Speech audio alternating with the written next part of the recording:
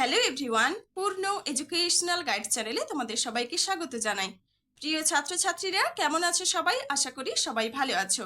আজকে আমাদের আলোচনার বিষয়বস্তু হলো বাংলা রচনা কাঁঠাল সম্পর্কে।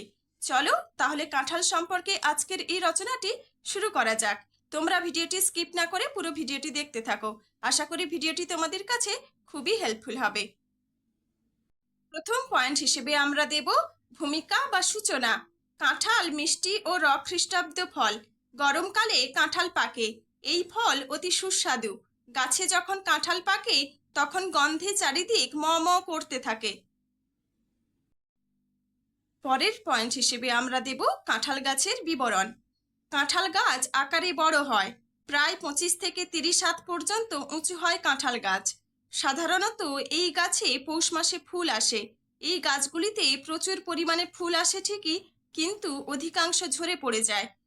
কাঁঠাল গাছের গুঁড়ি বেশ মোটা হয়। এই গাছের ডালগুলো সরু সরু হয়। এই গাছ বেশ বড়সড় এবং ঝাঁকড়া হয়। এর পাতাগুলি চকচকে ও গোল আকৃতির হয়। কাঁঠালের খোসা বেশ মোটা হয় এবং খোসার ওপর শক্ত কাঁটা থাকে, কিন্তু কাঁঠাল পাকলে শক্ত খোসা নরম হয়ে যায়। খোসা ছাড়িয়ে নিলে ভেতরে মিষ্টি কোয়া পাওয়া যায়। খ্রিস্টাব্দ কোয়াগুলির ভেতরে বীজ থাকে। পরের পয়েন্ট হিসেবে আমরা দেব প্রাপ্তি স্থান। কাঁঠাল কম বেশি ভারতের সব রাজ্যতেই পাওয়া যায়। ভারতের পশ্চিমবঙ্গ, ওড়িশা, বিহার, মধ্যপ্রদেশ, কেরালা ও কর্ণাটকে প্রচুর কাঁঠাল পাওয়া যায়।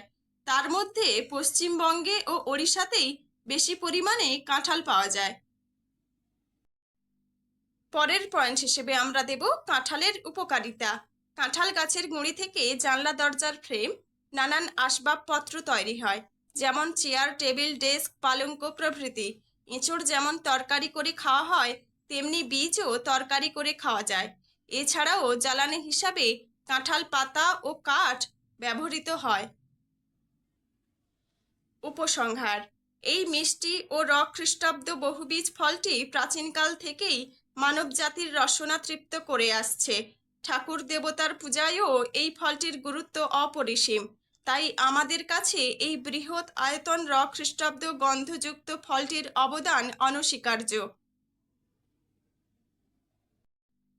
তো আমার প্রিয় ছাত্রছাত্রীরা, কাঁঠাল সম্পর্কে আজকের এই রচনাটি এখানেই শেষ হলো।